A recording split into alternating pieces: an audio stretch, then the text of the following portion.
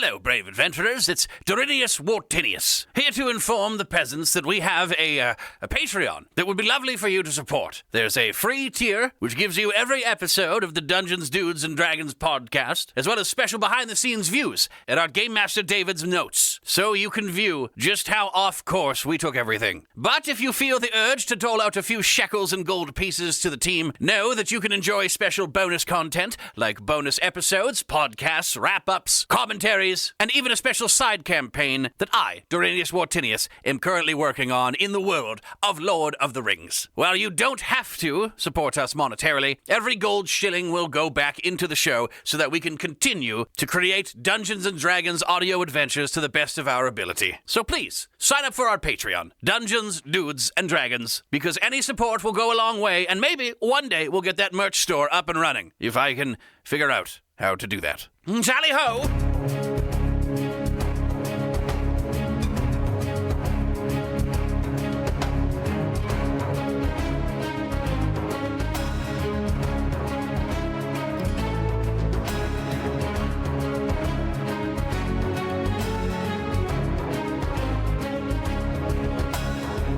Right, well, welcome back to Dungeons, Dudes, and Dragons. My name is David Ashbaugh, your Dungeon Master, of course, for episode 22.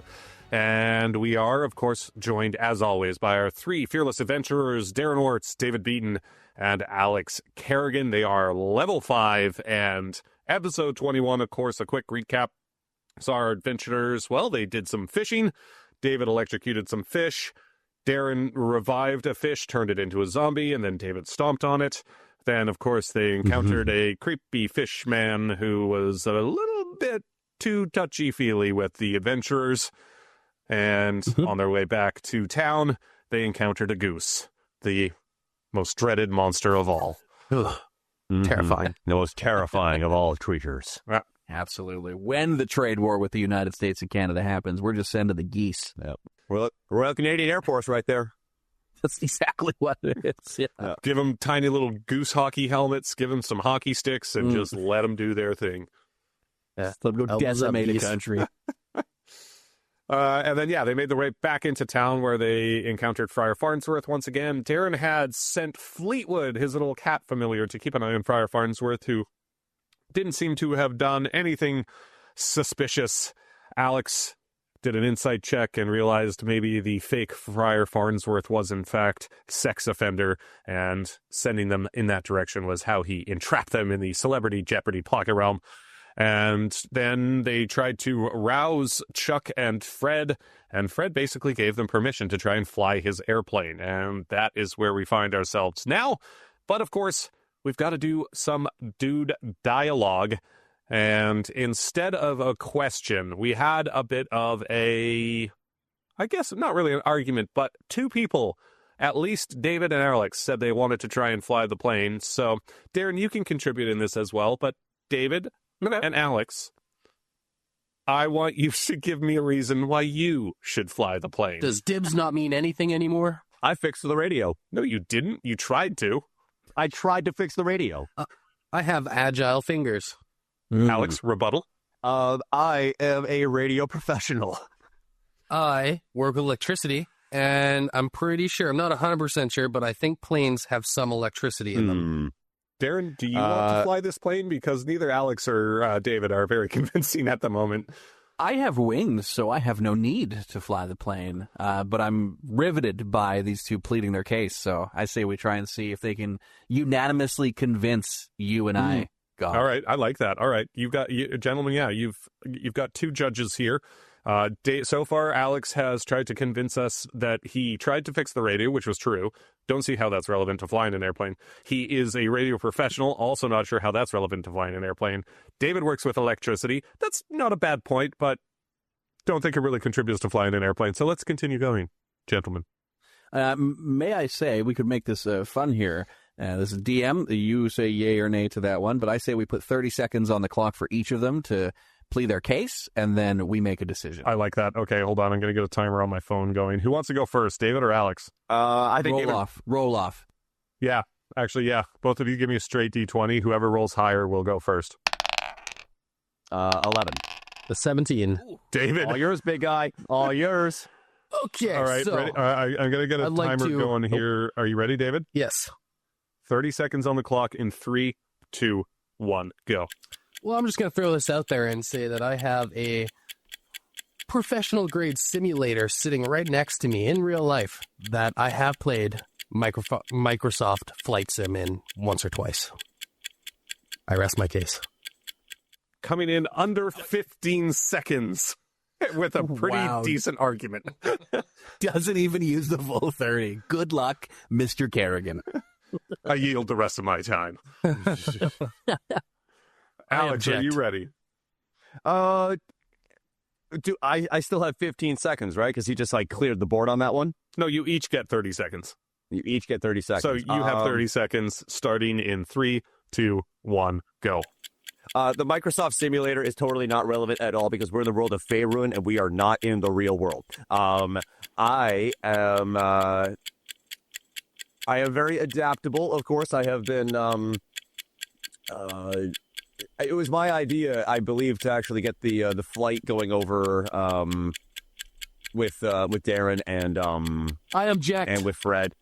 It was also my idea to get the special ale. 30 I have seconds. been- Done. Hearsay. Yeah. So Someone's been watching Law and you Order. had time. You had the time. You gave it up. Darren, what are you thinking? Well, I gotta say, of the two, Devad gave reasons as to why he was capable of flying, or would be more capable of flying it, whereas Sir Alex's arguments were kind of more about how it was just his idea we were going to use to play it. Yeah. Yeah, and also, I hate to tell you this, Alex, just because you're in Faerun, you are still playing yourselves, so it would stand to reason that David's character has played that flight simulator before. I'm going to have to go with Devad on this one. I'm going to have to vote in favor of Devad, personally. That is 2 You guys are votes for jerks. Devad, so unfortunately, You guys are Alex, you jerks. will have to be a passenger in the airplane this time. All right, so now that that's all settled, I would just like to throw it out there that I was lying, and I have never played Microsoft Flight Sim on my simulator. But I do have a flight sim. I just never used it. Somebody passed his deception check.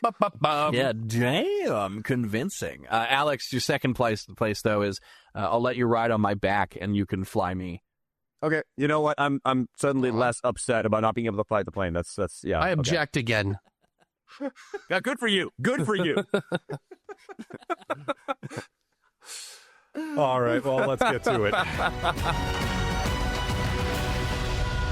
So we are going to pick up just as we always do. Of course, right where we left off, you guys, I believe, are standing outside of Chuck and Fred's room. Chuck having just pulled out his bow and shot an arrow at the door as Alex closed it behind him because Alex just went up to him, roused him awake, and walked away. And walked out. Yep. I love that boy. Yeah. As you do. And yes, Friar Farnsworth had dropped off about 300 joint flyers. And I believe your plan was to have Darren fly over one side of the town and then Devad and Alex flying over the other side of the town in the airplane. So that means you guys will have to make your way back to the airplane. So Darren, are you going with them or are we splitting the party?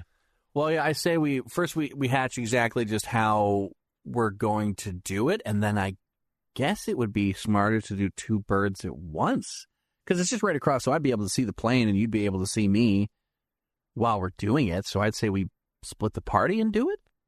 See what you guys think, though. I think so. Yep.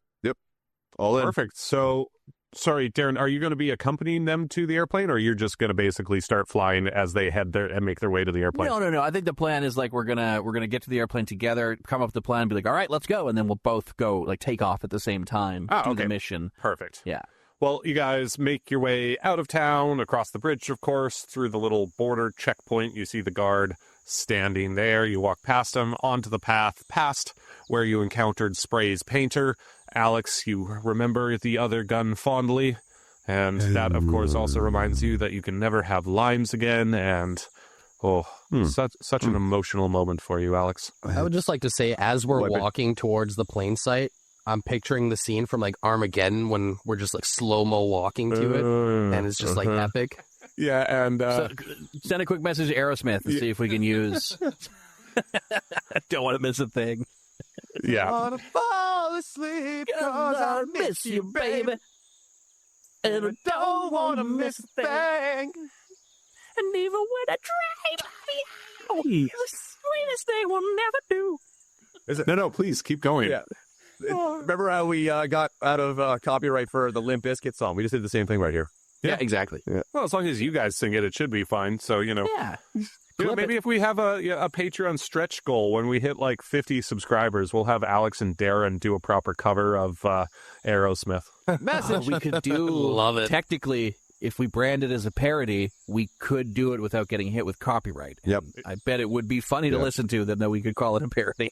Yes, exactly. But yes, as you epically walk down the path, you guys recognize the little turnoff into the forest where you left the airplane.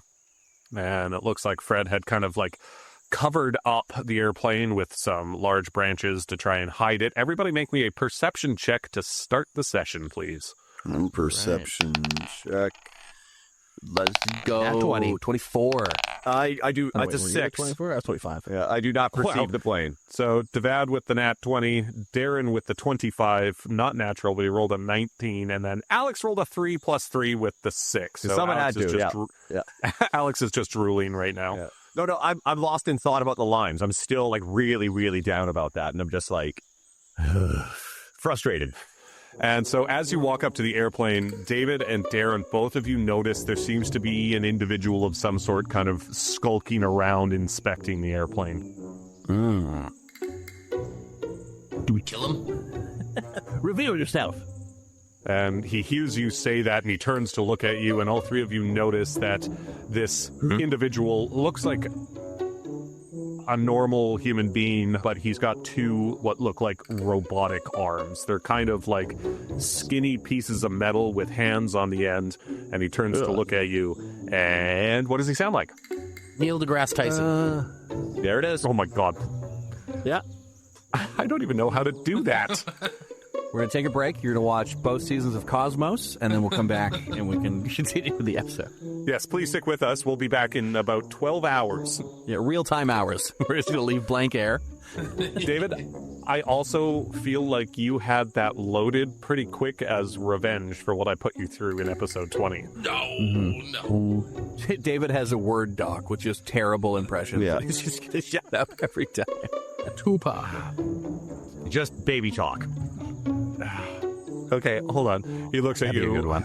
and you see his robotic arms, and he just kind of puts his hands up in like a defensive position. He says, "Who are you?" You're not bad. Yep. I kind of look at him and I look at the robot arms and I'm like, what are you? I'm a person. I'm gonna need more clarification on that. What the hell are those things? Well, these are my arms. Those? What how did this happen to you? Well, it's, just an enhancement. Makes me a little bit stronger. That doesn't necessarily answer my question.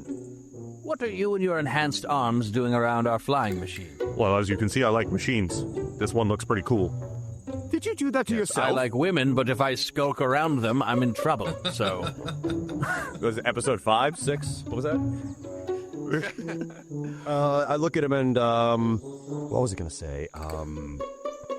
Did you do that to yourself? The arm thing? No, the city I come from, well, a lot of citizens have stuff like this. It's quite common, actually. What city is this? Because I also want one. yeah. Roll me a persuasion check, David. That'll be a 20. Ooh, damn. He's like, it's called Tarum. All right. Change of plan, boys. We're flying the plane to Tarum. Yeah, put that in my notes. And he... Actually, everybody make me a Arcana check. Arcana? Oh no.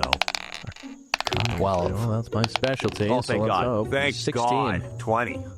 Alex rolled a nat 20, Darren with the 16, David with the 12. So both Darren and Alex, you can detect some faint magic coming from his robot arms. And Darren especially, because you are a magic user, you suspect that this might be some sort of curse magic. Whew, where do I get a curse like that? Tarum. I relay that information to the boys, and just so that if that's maybe something we'd like to bring up or not bring up with him. because helping a fellow out of a curse could pay us in gold. Oh, I'm okay. I have no need for gold. Yeah, that's true. I didn't think you had any gold. I thought gold was one of the ones that. Well, we can hold his portion. That's true. That's true. Yes. Spend it And for as- you. You just point at what you want and we purchase it. And as Like a you guys credit are kind of card. milling about chatting with each other quietly, we'll say you're. Well, how far from the airplane do you think you are? Say about 20, And 25 this feet. Individual. Yeah, 20, yeah, 25 I'd say feet. so. Yeah. Wonderful. He points his hand at you. His hand drops down, exposing what looks like the barrel of a gun, and he takes a shot at Alex. Everybody roll me initiative. Okay. Oh, it's not right. This is why you don't try and be friends with people. You just 19. kill everyone you see on sight. 11. Did I roll the wrong one? Yeah, I rolled intelligence. Pardon me. Hold on. Initiatives- Yeah, I got a lot of that. Are you sure you rolled intelligence, Alex? Yeah. He got you stupid. 15. All right.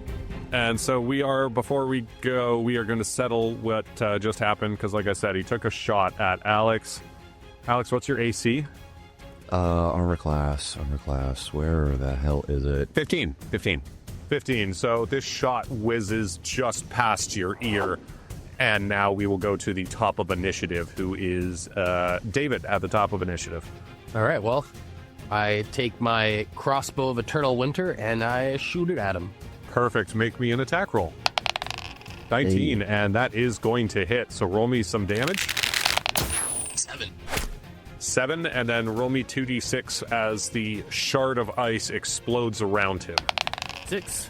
6, so a total of 13 damage to start the fight from Devad. That Hell is yeah. not bad. Is there any kind of movement or bonus action you would like to take?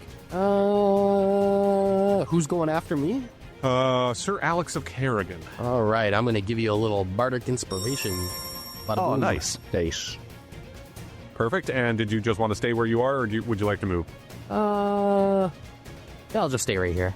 Perfect. So we will go to Sir Alex. Alex, he just took a shot at you that whizzed past your ear. What would you like to do?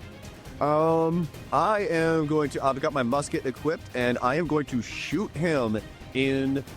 I'm going to shoot him, but I need to call my shot because I want to shoot him in the arm that he shot me. Like I'm shooting his weapon. Interesting. Okay, make me an attack roll at disadvantage with your musket. Oh, musket. So, first roll is going to be a 21. Like it. It's a disadvantage, so here we go again. 27. All right. I love this gun so much. It's a good guy. Yeah. It's a good guy. Good. So, Alex, you take the shot, you hit him in the arm, and roll me some damage, please. 8. 8 damage, and so you hit him in the arm, and it like basically knocks him sideways as it throws him off balance, and he pulls back, and you can see that his arm is still attached, but it does look damaged at the moment. And now it is Darren's turn. Or Alex, do you want any bonus action? Sorry, that's right. you have 2 attacks. Yeah, I think I'm going to shoot again.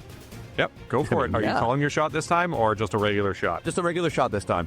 I've already Perfect. damaged Roll me one. an attack. Yeah. Actually, can I change my mind? I haven't rolled anything yet. Yeah. I am going to call the shot. I'm going to shoot the weapon again. My aim here is to damage the weapon beyond his ability to use it. Perfect. Okay, roll me an attack with disadvantage with your musket, please. Okay, one more time. So we have first off a 16. Probably going to Yep. do that. Oh, never mind. 11. So your second shot, it does hit him in the arm, but it looks like it just kind of pings right off. Doesn't seem to affect him. Just kind of grazes his arm. And is there anything else you would like to do? Nope. I will end my turn on that. Perfect. And then we will go to Dorinius. I am going to just call out to him and just be like, "Sir, you do not need to do this. We can talk this out. This does not need to be a fight." And he doesn't respond. All right, then I throw my Pokeball and say, "Bullet, I choose you, Leatherhead." And poof, your bullet pops out. Where are you throwing the ball? Far enough outside of 15 feet from him so it doesn't destroy the plane when it comes out. Yep. So it pops out, let's say, right in front of the airplane. Is it within melee distance of this guy, or will it have to kind of close the... It'll have to close the gap, yeah. Yeah. And I think we've said before that this will basically act on your initiative. So you'll go first, and then you can use the bullet afterwards. Okay, so I'm going to use my movement to mount the bullet. Cool. And I'm strictly trying to... I'm trying to, like, intimidate him with this more so, because I'd very much like to question this person. All right. Roll me an intimidation check, and we'll call it with advantage because you're standing on top of a huge animal. Right, that's kind of what I was thinking. Oh, I want those arms, boys. Rip them off. Get that arm. Let's see. First roll, right? Ooh, it's a 13. Hopefully not that one. Next roll is a 12. Fuck, so a 13, I guess. All right, so how do you use the bullet to try and intimidate this guy? So after he, like, refuses my call to help and Leatherhead pops out and I run up and I mount him and then just the bullet does like that. I'm standing, kind of like, so my feet are on each of his shoulder blades kind of thing, with my staff out and my battle shield, and then the bullet does, like, kind of where it stomps its 2 front feet down to, like, center in on him and just kind of, like, lets out, like, and just, like, that kind of steam smoke comes out of its nose, letting him know, like, one more chance or this is going to happen. All right. Anything else you would like to do? No. Perfect. Well, should I attack him with the bullet? I feel like I should just attack him with the bullet. I feel like you should To just really attack him. drive. I feel like you should just attack him with the bullet. 100%. Yeah, I'm gonna attack him with the bullet. He swung because first. He needs to fight. Yep. Yeah, absolutely. Absolutely. Do not Unprovoked. forget, So- he started this. He is going to move in. He has a 40-foot speed, so he can close that distance, and he's going to go in for a bite. perfect. And hold on, I'm just That's an going to attack with +7 to hit. +7. Okay, so roll me an attack, please. Let's throw my Witch Bolt because it's a +7. Perfect. 15? And so he sees this bite coming and just kind of quickly dodges out of the way of the attack, and you miss the attack. Okay, I guess that is my turn then. Perfect. And so with you sitting right there on top of the bullet, he points his arm gun at you and takes a shot. Saw that coming. And that is a 16 to hit. Oh, gross. Just. Fuck, I should have cast Mage Armor. And so he is going to do to Chow 12 points of damage as this bullet hits you. Where does this bullet hit you? I'm going to take that one right in the gut. All right, yeah, it just takes a shot right in your midsection, and yeah, now you're gut shot, which according to a lot of people is extremely painful. Yes, it's like a 3-day death. Yeah. And he is going to basically use his bonus action to disengage, which means you don't get an attack of opportunity on him, and he's going to basically move around to the other side of the airplane, putting the airplane between himself and the bullet. Okay. And we are back to the top of initiative. Devad. David, what would you like to do? Okay, so, like, is he still in eyesight of me? Like, can I still see him? Yeah, we'll say that, like, you guys were basically right in front of the airplane, about 20 feet, so you could see both sides of the airplane. Darren and his bullet are on, let's say, kind of from your perspective, on the right side of the airplane. He's now standing on the left side of the airplane. Okay. I am going to hold my guitar out, kind of point the neck at him, and I'm going to do a little sweep picking on it, and I'm going to do heat metal, and I'm going to cast it on his arms. Oh, shit. Okay, Yeah, can you, that's good. read what heat metal says. Yeah, so any manufactured metal object, such as metal weapon or suit of heavy or medium metal armor that I can see within range, I caused it to glow red hot. Any creature in physical contact with the object takes 2d8 fire damage when I cast a spell. Until the spell ends, I can take a bonus action on each of my later turns to deal this damage again if the object is within range. If the creature is holding or wearing the object, which I feel like this counts as that, and takes damage from it, the creature must succeed on a Constitution saving throw or drop the object if it can. If it doesn't drop the object, it has disadvantage on attack rolls and ability checks until the start of my next turn. Interesting. Okay, roll me some damage. Let's start with that. So just 5 damage. Yeah, and so this guy's arms, you all see, start to glow red hot, and he has to roll a dex, you said? Constitution saving throw. Constitution, and he is going to roll he rolls a crit fail. And So we'll say both of his metal arms just fall right off and hit the ground, smoldering red hot. And you can see in his eyes that, well, he was not expecting that to happen. And is there anything else you would like to do, David? No, I think I'm happy with that. Perfect. And so we will go to Alex. Sir Alex, what would you like to do? Can't believe he's still alive. I'm going to shoot him. Perfect. Take out your gun. I take out my gun.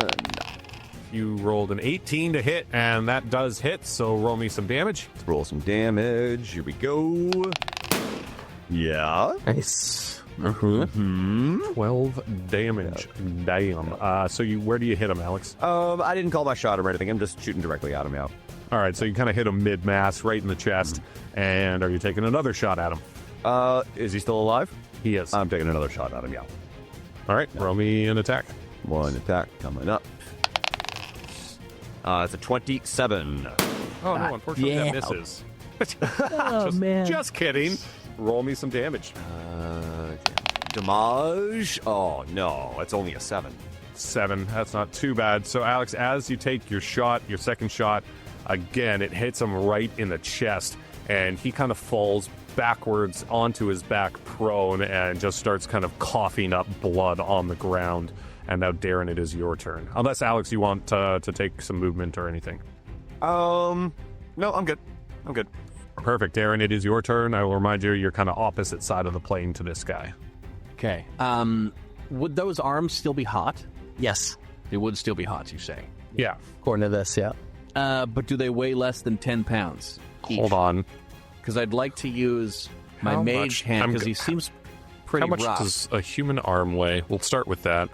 Here we go. That's going to really mess up your Google algorithm. Put you on some lists, I think. The weight of an average human arm is about 8 kilograms, which is heavier than 10 pounds. Damn. Okay. Well, that's not going to work then.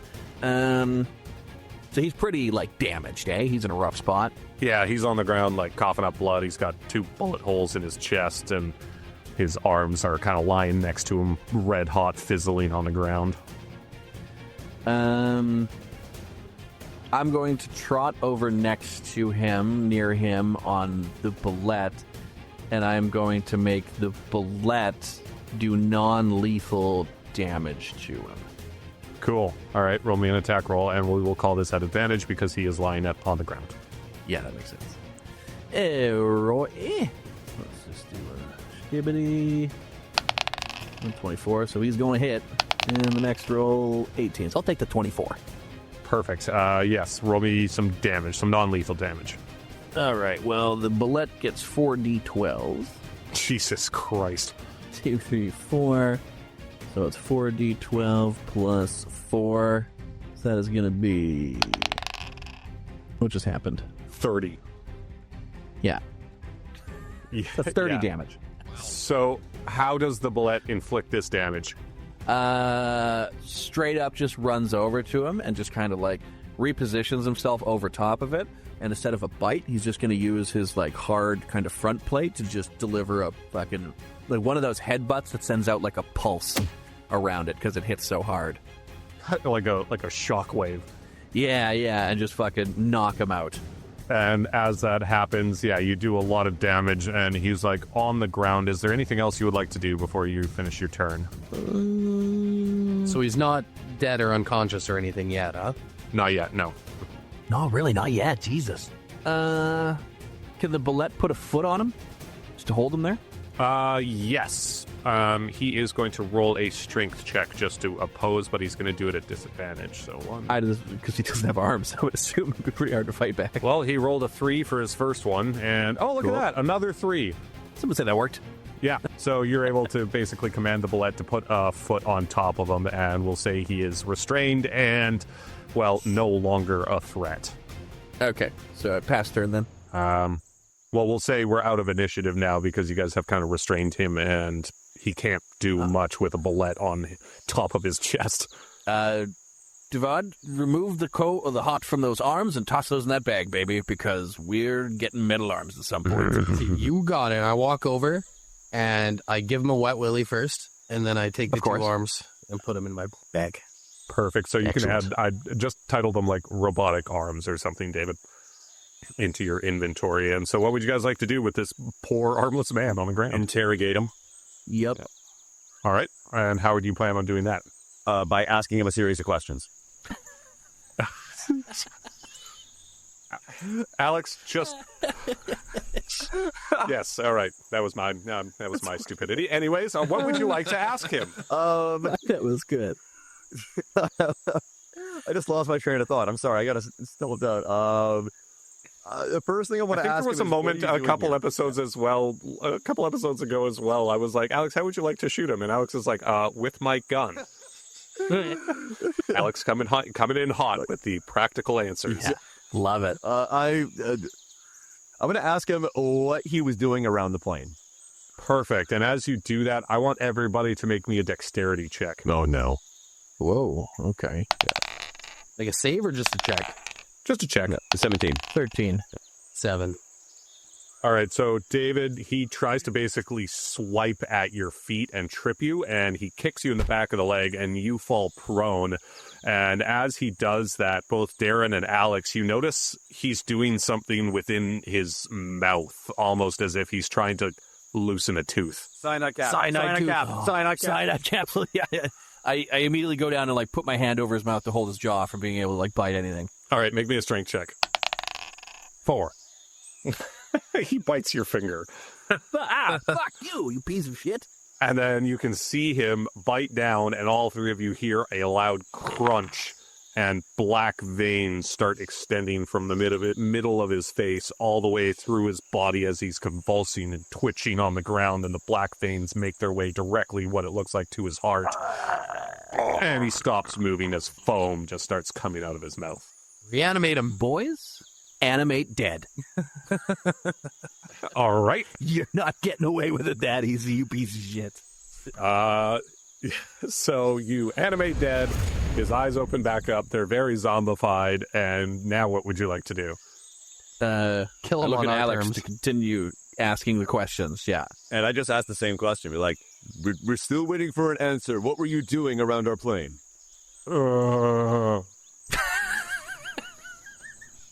I'd like to investigate to see if he has another cyanide cap. Roll me an investigation check. Investigation coming up. Oh, boy. 9. With a 9, it seems like whatever he had eaten or swallowed has dissolved his tongue. Dissolved his tongue. Oh, no, he can't talk. Okay. Okay. We are going... One grunt, yes. 2 grunts, no. Do you understand? That's one grunt. Okay, good. Yep. That's 1 grunt. Did somebody from Tarum send you here? Okay. Ask him a no question to see if he... Who was it from Tarum that sent you? He just kind of like turns to look at you, Alex, and cocks an eyebrow.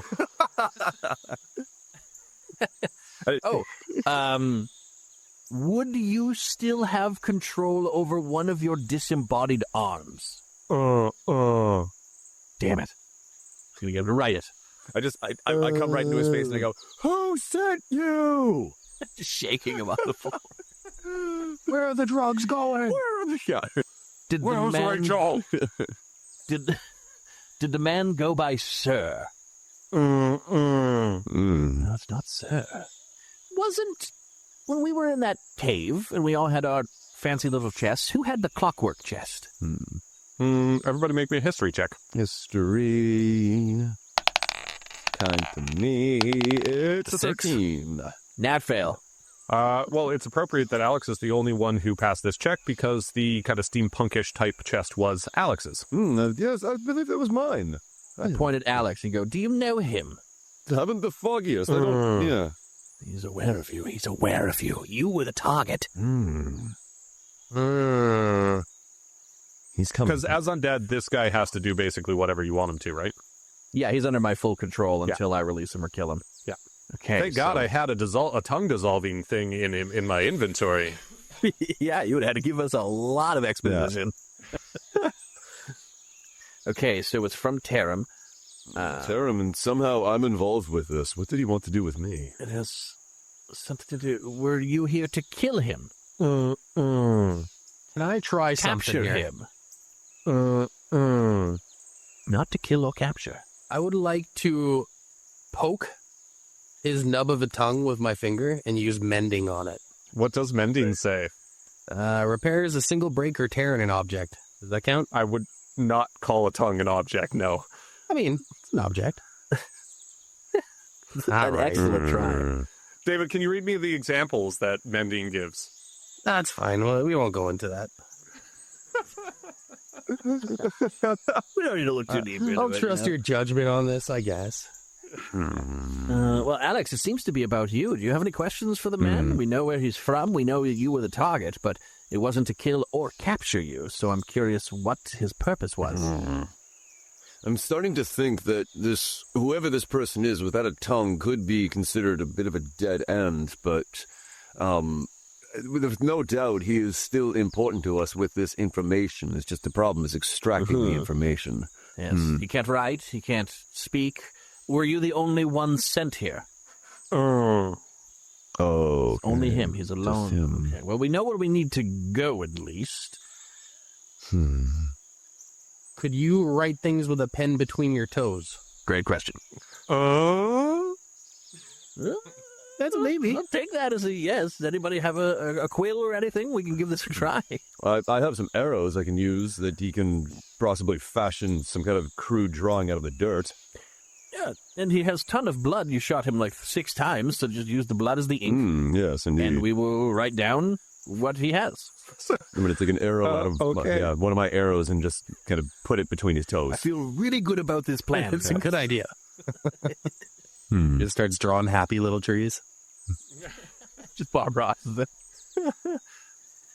have a he happy little equipped? cloud up there? Smith's tool. Yeah, so let's say Alex dipped the tip of his arrow in one of the bullet holes in this guy's chest, and you put it between his toes, and he kind of like, I don't know, writes on a big leaf.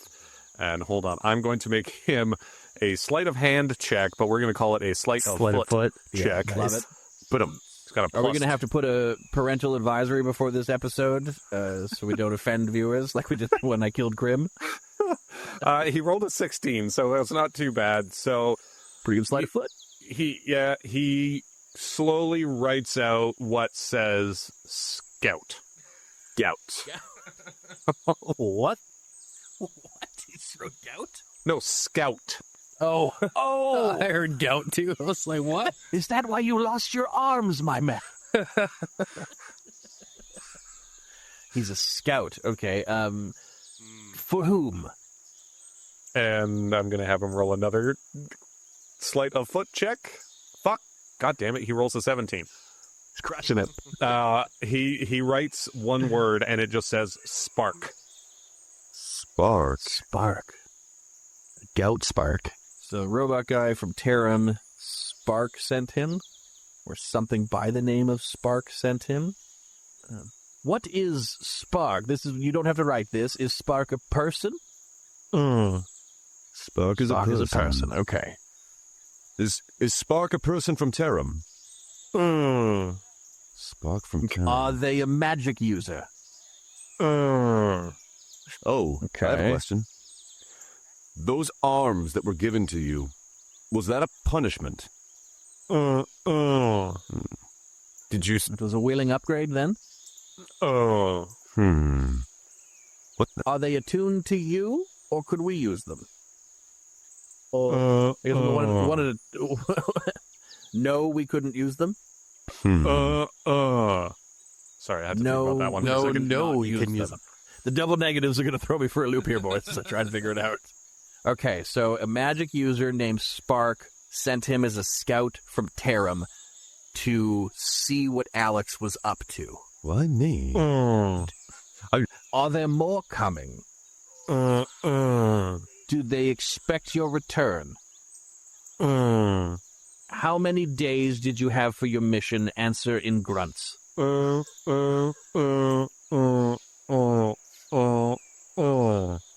Just so 27 8 or days. 7? All right. It was a week. Okay, so he had 1 week time. And how many days have you been gone already? 4 out of his 4. 6 days. So we have 3 more days. This is really good listening for the listeners, for sure. Hey, this is role-playing, baby. This is the game. I love it. This is why we're here. If anyone else has any questions, but I think considering he has no arms or tongue, we've got a good amount of info out of this man. I Now, just got a Neil message deGrasse on Facebook. Tyson. I just got a message from on Facebook from my wife. Why do you sound like a dying giraffe? Stay tuned and You'll find out. in 4 weeks, babe. You'd know if you were a Here's the listener. sound of guard dogs make the sound of a dying giraffe. What does a giraffe sound? Dying giraffe sound like? Oh, oh.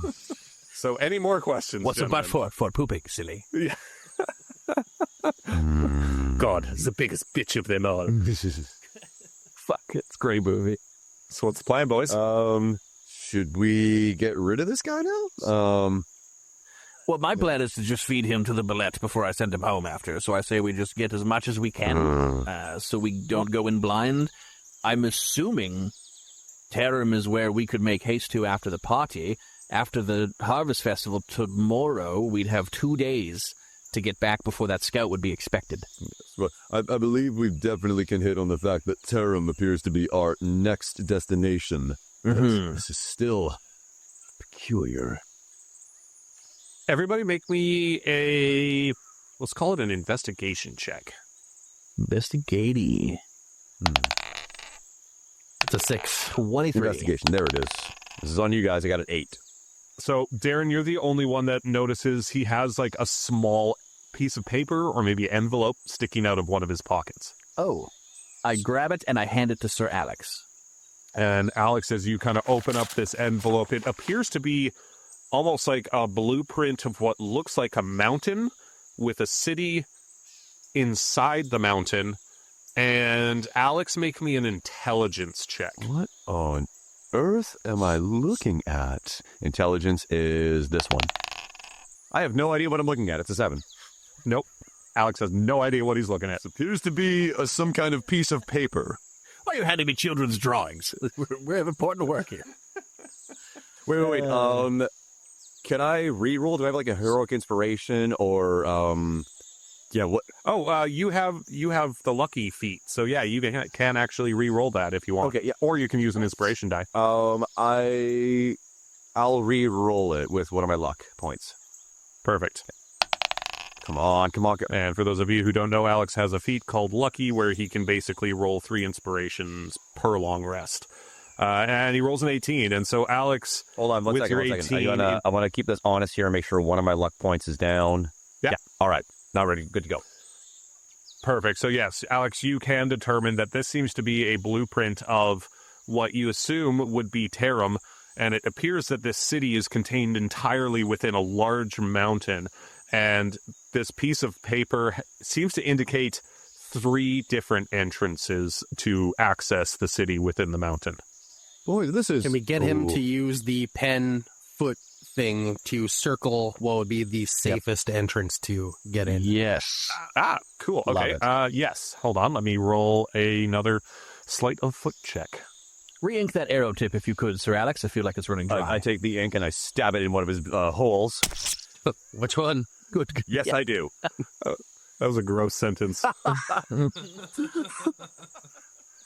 And so, yeah, he placed it back between his toes, and hold on, I actually need to open up my module for this. I have this all planned out. You had this planned out? Well, not this exactly. You really did account for everything. Yeah. He circles what looks to be almost like a ventilation shaft on top of the mountain, and what looks to be almost like a tunnel system below the city that has a hidden entrance somewhere on the side of the mountain. And then he puts an X over the entrance that looks like the main entrance of the city. Can we, in the map, see, are there, like, is it crudely drawn, or are there, like, buildings and, like, points of interest on there? Like, you can see, like, an inn, or, or, like, houses or anything? No, it basically just seems to be, like, almost like a pamphlet that is given to people so that they can find their way back into the city. Okay. Well, I'm pretty impressed with the amount of information we've got out of this That's pretty thing. good. Yeah. That was fruitful. Yeah. I have so much information written down about this that I did not expect you to get this episode, so you count your lucky stars. Yeah, absolutely. We know who sent. We know where they are. We know the safe place to get there. Is this Spark person there? Okay, Spark is there. Does Spark want to do harm to us? Okay. Oh. Is he well guarded? He would be. Grunt, and you don't have to do every grunt, but Grunt, how many roughly guards we would have to deal with? That's enough. That's enough. That's enough. That's enough. That's enough. That's enough. I've heard that sound once or twice. Boys, Yeah, boys. right? What's happening in the room now? We have a task in front of us with the airplane, but clearly we have some. This is concerning. This is a town that's been built inside of a mountain. This is someone that we haven't spoken to, no one that we can recognize, specifically coming after me for some reason. And he sent this, and I just point at, our armless guy, our fucking prisoner here. And somehow, some way, we are going to need to get to the bottom of this. And so, Alex, just because something you had mentioned, and then Darren, you had basically mentioned, you wanted to, maybe take a closer look to see if this map has any more details. So I want you to roll me an investigation check just because of something Alex just said. Me or Darren? Darren. 21. Yeah, so Alex said this town within a mountain, but as you look at this piece of paper, it dawns on you that this is a proper city. This is not a town. This is a city, a large dwelling with buildings contained entirely within a mountain. This looks to be not a town, a city. I mean, a city within a mountain just makes me think. I look at the armless guy and go, dwarves? Yes and Well, both. we never talked about 3. There's, Yes and no, I guess. I imagine there's both here. a mixture, a melting pot. Yes. I feel like we have Okay. enough to question other folks, like maybe Farnsworth or somebody, any of that info, the city name or Spark will kind of let him know. Then maybe he can give us more answers. Oh wait, I have a line of, no, I think we should get on with this flyer stuff. This is it's good that we have this in our notes and we're good that we're looking ahead here. But whoever this guy is, Suddenly, a rock concert seems far less important compared to whatever's going on with this motherfucker. Hey, let's not get ahead of ourselves here. Okay, everybody happy with the information we've gotten? Yes? I mean, to be perfectly happy. honest, no, this is extremely concerning, but yes, I am. I'm rather frightened here. I don't know what to expect. But, to answer your question, I believe we have enough information, and it is time that we should move on from whoever this is. Maybe we take him back into town and put him with Chuck and Fred, or perhaps some kind of prison. Darren, how long does your turn undead last? Or raise the dead, or whatever it is? Animate dead. 24 hours before I have to recast it. Hot damn. Okay. So that if I don't recast it, he'll just die in the cell. Yeah. That he's in, and then I can just recast it again. Should we just strap him to the plane for now and get on with this and then deal with him after? strap him to the plane. Yes. We should absolutely tie him to the plane. Well, I mean, Would you have to like obey that? every command, Darren, you give him. You could just ask him to sit in the plane quietly. Yeah. No, I much prefer the idea of him tied to the tail of the plane while we do all of this. Just flying over the town, and all they hear is, Yeah. Yeah. Yeah. You have rope in that bag of holding, Devon? Let's search this motherfucker to the tail. Oh, yeah, we got rope. All right, who's going to tie him to the tail? All of us. Everybody make I me feel like this is a three-person job to hoist him up and hold him there. Everybody make me a sleight of hand check. Come on, 16? baby. 10. 6. You strap him to the tail of the airplane. Nice. Hell yeah. I'm going to roll for giving it a good tug and saying, that's not going anywhere. What kind of roll would that be? I don't know, but nothing falls off your truck when you do that. If you don't do that, then nothing holds. This is true. Make me a strength check. Straight check? Okay, sweet. 19. You know what, Darren? Just because you did that, he's not going to fall off the tail of the airplane mid-flight now. Yes, that's why you always check, boys. You guys All right. rolled a 32 together, and I had the check set at a 35. Otherwise, he was going to fall off the plane. Which would have been great. Yeah. Everybody smoking their joints and then just a body splats on the street.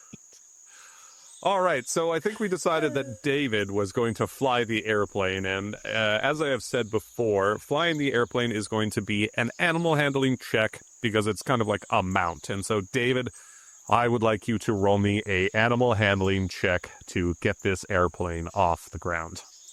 Here we go, boys. You got it. It'll be a 17. Okay, so that is pretty good. And so you guys managed to kind of push the plane back into the clearing. You all pile in. Your zombie friend's strapped to the tail of the airplane. And David fires her up, gets the engine revving, and off into the air you go. And David, with your 17, that was a pretty decent roll, I will say. You're able to handle the airplane in the air without much issue. You see the towns coming up. You're kind of flying straight towards it with the river right ahead of you. And then, of course, you've got the Graft side on the left and the Wart side on the right. Yes, I'll go towards the Graft side. Yeah, because you said basically you want to dump the Graft side with the plane, and then Darren, are you going to like jump out of the plane and drop some stuff as you fly, or are you staying in the plane? No, my plan is that once we're in the air, David's going to cover the Graft side, and then I'll fly over to the Wart side, and we'll just kind of double duty it to get the job done quicker. Perfect. So, yes, you are coming up on the towns right now. So, Darren, you can just naturally fly. So, you get yourself ready out of nowhere. Darren puts on some aviator goggles, straps himself in, and off he goes. And we'll say Do a barrel roll. Yeah, drops him out of the airplane. All right, David, then I was going to let you get away with this, but since you want to do a barrel roll me an animal handling check. No. David's going to 9/11 this down. The 17. Another 17. Ooh, nice. If you had failed that, I was going to have the barrel wing. rolls. I was going to have the wing like smack Darren as he tried to get out of the airplane or something. Just kicks me. And yeah, so Darren, you're able to get out of the airplane, no issue, as David does a sweet barrel roll. Alex, you hold on, and you guys both kind of, let's say, circle opposite sides of the town and then come back together. And then kind of like meet up at the other side of the town, turn around, and then do one last flyby, distributing all these joints, tossing them out the window to the people below. And you hear like cheers and claps and stuff like that. You have now distributed the joints, and David, you see a perfect patch of land basically right ahead of you. The little trail, the road leading into town, you think would be a good place to set down the airplane, unless you guys would like to do something else. No, I think that's good. Seems like a fair bet. Yeah. Perfect. So roll me an animal handling check, David, to land the plane. The one that matters. Yeah, 13. David, Alex, well, all three of you, roll me a dexterity saving throw, please. Oh, boy. There it is. There it is. Dex. 20. Not natural. Oh, fuck. 12. Yeah, it's a bit of a bumpy landing, but all three of you are strapped in, or maybe Darren is still flying, or are you back in the airplane, Darren? No, I think I just followed behind. Perfect. So yeah, so then both Alex and David, you're both okay. It was a bit of a bumpy landing, and as the plane lands, you hear from behind you. He said yes, he loves it. Yeah, he's loving That's the what I time heard now. as well, yes. Yeah, you land the airplane on the little trail, and David pulls in just off the trail, let's say, and finds I himself do a a nice little drift park. as I'm pulling in. Nice. And okay, roll me an animal handling check, please. 14. All of these rolls, David. Okay, so apparently David is a decent pilot. So David, we're Expert pilot. I'm Yeah, actually so David, very we're gonna say impressed after- with how well he's able to pilot with no experience at all. None. 20 minutes in Microsoft Flight Simulator. 20 minutes of downloading Microsoft Simulator. And yes, you're able to land, park the plane, and you guys are just outside of town. You're kind of parked closer to town now that you maybe feel you don't need to hide the airplane anymore. So you can make your way back into town on, well, which side of the river? Probably the one we came from, no? So we're already good standing with them more than anything. I feel like that's probably fair. We got Yes, a and rapport I going will with say them. my head canon for the festival is basically the towns alternate each year which town hosts the festival, where the stage and stuff is set up, and we'll say it is this year on the Graphs side, Graps, yes. which is the way you came from. And so as you make your way back into town, it's early afternoon, around 2 o'clock. What would you guys like to do with your zombie? I don't. Do we want to keep playing with this toy? That's what I was going to say. Do we have any more use for this guy? Or this thing? I feel like he's old news now. He is old news. I'm going to remove the spell from him so he's just a dead body and feed him to the Ballette before I put him back in his home. Perfect. And what was the Ballette doing while you were flying? He was just being a good boy and just staying where we left him. Perfect. And we'll say, like, he saw the airplane come in for a landing. He runs up to you enthusiastically, tippy-tapping in front of you. And then you instruct him to eat the now second-time dead body, gulps it down, and then, you put him back in the orb of creature containment? I give him a little chin scratch and say, okay, buddy, back home, and Leatherhead back into the Pokeball you go. Perfect. And then, yes, you make your way back to the Graph side of town, and as you do, you see Timber the Tall Man Taylor and Al Borland in an argument as they're setting up the stage for the festival and the tents. You see, as well as you make your way back into town, that there seems to be quite a few more people, caravans coming in, people walking in, people on horses that appear to be here for the festival, and of course you see people smoking joints that are displaying the information of the Harvest Festival as they exhale them, and you make your way back into town. What would you guys like to do? Just take a moment to appreciate the fact that the plan's coming together. Yes. The first thing. Yes, let's just all just stand in a line and kind of drink in our good work. Drink it in, boys. Nothing went wrong today. Well done, really. Really, we got some metal arms, we dropped off the flyers. I think this is a win. A lot of info. A lot of info. I'm surprised we managed to get out of a tongueless, armless man. Tongueless. Yeah, you had a bit of an lisp there, too. Yeah, I lost it a little bit. The tongueless man has a lisp. A role play? And yes, and so you walk back into town, and as you do, Chuck and Fred come up to you, and Fred's like, Tavad, I saw you're flying. It seems you're a natural, my boy. So from here on out, if you'd like to take the reins, get some more practice, some more hours in the air with old Bessie, I think I'd be more than okay with that. Absolutely. He's not getting this plane back. No. This is was my plane flying into now. that mountain. I've got a pocket-sized boat and a fucking airplane. I'm good to go. Absolutely. And Chuck looks at you and he's like, okay, boys, what are we up to now? The Harvest Festival is tomorrow and people are starting to come in, but I think they're going to want to, construct the dam tonight, but we got a couple hours to kill. Is there anything you boys want to do? I feel well-rested still. Yeah, the only thing I'd want to do, but I could save that for like a rest when we go to bed tonight before the Harvest Festival, but I want to rework my spells to be more festival-enhancing type spells. But I don't think I need to buy anything or need to hit any vendors. Well, if you want, we could do like a quick fast forward or something to when you guys are supposed to show up on the job site to construct the dam. Or is there anybody you want to talk to, find Friar Farnsworth, or? Ooh, do we want to bring up what we learned to anybody, or should we save the investigating stuff for after the festival? Let's bring that up after the festival. We have a task ahead of us, and we have information that is going to be helpful later. But as of right now, there's not much we can do about this city inside the mountain. Yeah, that's true. That's true. And if it's terrible, ominous news that might ruin the party for everyone. Oh, I want to do something that I don't think we've done in a little while. I'm going to take out my phone, and I want to take a look at the map that we have constructed so far, because it's still Fog of War. Very smart. Yeah, and I mean, you can see basically where you are right now and all the area around Fort Thorns. You're far east of Rock White, which of course is highlighted as well. Vaknarov is just north, a little bit northeast of Rockwhite, which is highlighted, and you can see what is available there.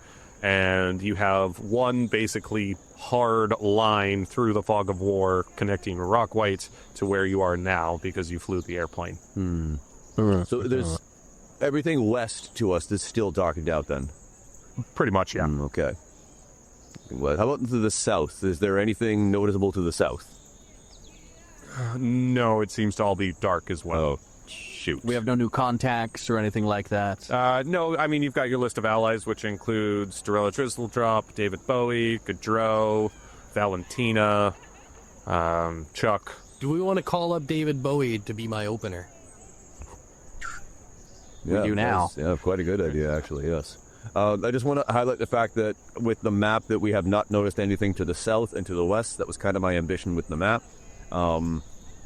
Just to kind of give a generalized idea. To the west is like the ocean, so you can also see Skull Island out in the ocean to the west of Rockwhite. I'd like to send Valentina a text to invite her to the show. Sup, girl?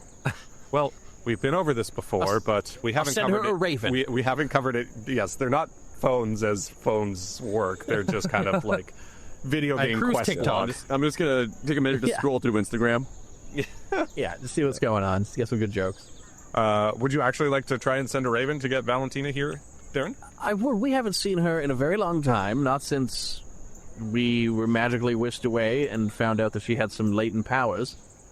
As you're kind of saying that, Chuck looks at you. He's like, "Oh yeah, you know Valentina and Gaudreau. I'm assuming they're probably at that little that manor you guys got in Rockwhite. So maybe you can send our raven to the manor." She's already at home, eh? All right. Yeah. Include Yes, we'll send a please raven include home. a note in there to make sure to update us on the status of Chester. I want to make sure that Chester's doing all right. Yes, Yes, absolutely. Or if the sweet boy wants a little adventure too, he could come to the show. Oh yeah. So what would you like to write on the letter, Darren? Words. Definitely words. To my heart, Valentina. I cordially invite you and Gaudreau and Dorella to come join us at a harvest festival in the town of... And I look at Alex to try and remember what it's the called town's Tarim. called. Tarim. No, I'm not sending them to Tarim. Tarim's the terrible place in the mountain. Where are we right now? Are we in We're having the Graf? festival. But what was the name of the town where the Grafs were in? Is the problem I'm having. Well, it should be right here on our phone. And as Alex Yes, it should. looks at that, looks at his phone, Chuck also pipes up. He's like, "This is Fort Fjords. How do you not know Fort that?" Fjords. Right, Fjords. right. I just forgot for a moment. In the lovely town of Fort Fjords, where Devad will be doing one of his epic performances, there will be ale and pipe weed to your heart's content, and I would very much like to see you and catch up. Heart emoji, which is the greater than sign with a 3 beside it. And then You just write the greater than sign and a 3. It's like, yes, I do. And then I sign it, lovingly yours, Durinius Wartinius. Perfect. And Chuck says, he's like, "Oh yeah, you could just drop that off at the post office and, label it Manor on the Hill in Rockwhite, and it should make its way there, hopefully by I'm going to do tonight." that on the way to the dam. Perfect. And you drop it off at the post office, and you head back up towards the dam, yes? Yes. Yeah. Also, Alex, did you notice I also invited your troll lady, hoping that maybe 2 of us could score? in this concert? And so you make your way back up to the dam, and you see the Red Foreman is standing there, and there's a few more workmen already getting set, or already working on the foundations of the dam on both sides of the river. It looks like the Works and the Grafs are working together to get this construction underway and completed, and the Red Foreman says, "Well, gentlemen, thank you for coming. You're right on time. We need some help lifting these logs into place to get this river dammed before the evening begins. Technically, the festival does start tomorrow, but there's always a bit of a pre-party the night before. And how would you guys like to get these logs into place? You could just try and lift them, or if you have something a little bit more creative in mind." Seeing if I have anything handy that isn't built for destruction, which I don't right now. So, Yeah. it's just the old-fashioned way, 2 feet and a heartbeat, baby. All right, everybody make me some strength checks. God, I'm a weak bitch in this world. Yeah, you get your butt kicked by a 13. fish. That's Yeah, fish keeps fucking that's hurting. You want to talk about weak? Want to talk about weak? I just rolled a 5. Oh, Jesus. Oh, man. So all three of you try to lift one log and discover it is extremely heavy, and you then hear from behind you, and Al Borland says, "Don't worry, gentlemen, Timber can help you out," and he just picks it up and puts down the log, and Al Borland says to you, the stage is set up, tents are ready to go, and so when you guys are ready, we can get the party underway, but we're going to head back into town. We just wanted to check on the progress of the dam, and they kind of turn around and walk back away, and then I want you guys to make me one more strength check to see if you can get a log in place by yourselves. Oh, well, I just had my bad roll, so here comes the fat 10. I got the exact same as 6. And once again, the log is too heavy. The red foreman looks at you, and he's like, maybe this isn't your strength. Maybe you guys should just head back into town, start the festivities a little bit early. We can probably handle the rest of the damn building. And as he says that, all three of you from behind hear a, no. Oh, God, no. Oh, my God. Everybody, run for your life. And Red Foreman looks at you. He's like, oh, for fuck's sake. Gary, get out of here. And he just starts chasing after this goose, and the goose into the forest as the Red Foreman chases him away. He's like, sorry about that. That's Gary. He's a bit of a dick. Sounds Gary all right. the goose. Yeah, this. Love it. Yeah, he's known to the locals. He's a bit of a pest. Likes to fly over the town and poop on people from time to time, but he's mostly harmless. Mostly, you say. Say somebody killed Gary. Would they be in trouble? Oh, well, of course. I mean, he's a bit of a pest, but the townspeople absolutely love Gary. It was probably a good thing we ran away. Well, I guess let's go party.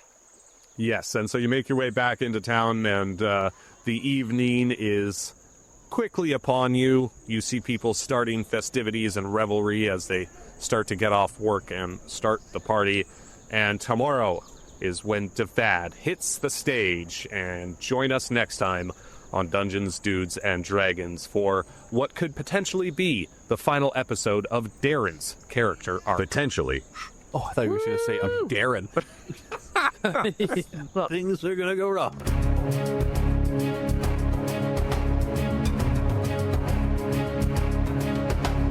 Dungeons, Dudes, and Dragons is David Beaton, the Tiefling Bard, Alex Kerrigan, the Half-Elf Fighter, myself, Darren Warts, the Aasimar Wizard, and our Dungeon Master, David Ashbaugh. We're an independent podcast that relies on you, the listener, to spread the word. If you enjoyed listening, please give us a follow on Instagram, YouTube, Threads, and TikTok at Dungeons, Dudes, Dragons, or contact the show directly by emailing us at dungeonsdudesdragons@gmail.com. But more importantly, tell your friends, your coworkers, even your pets to give us a listen. If you'd like to be featured as an NPC, or if you have homebrew items that you'd like to see featured in the show, tag us at Dungeons, Dudes, Dragons on social media. Thank you for listening, and we'll see you next time on Dungeons, Dudes, and Dragons.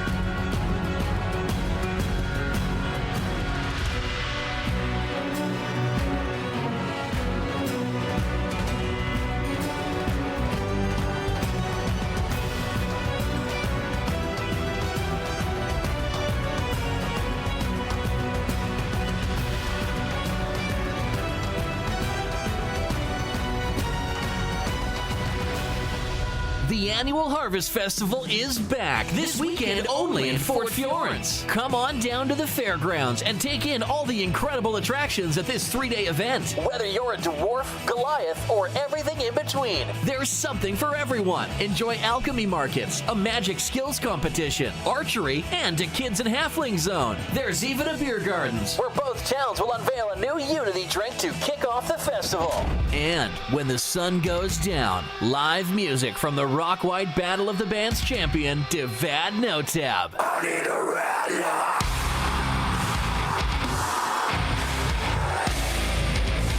The Harvest Festival, this weekend in Fort Fjords. For more details, smoke a joint that fell from the sky.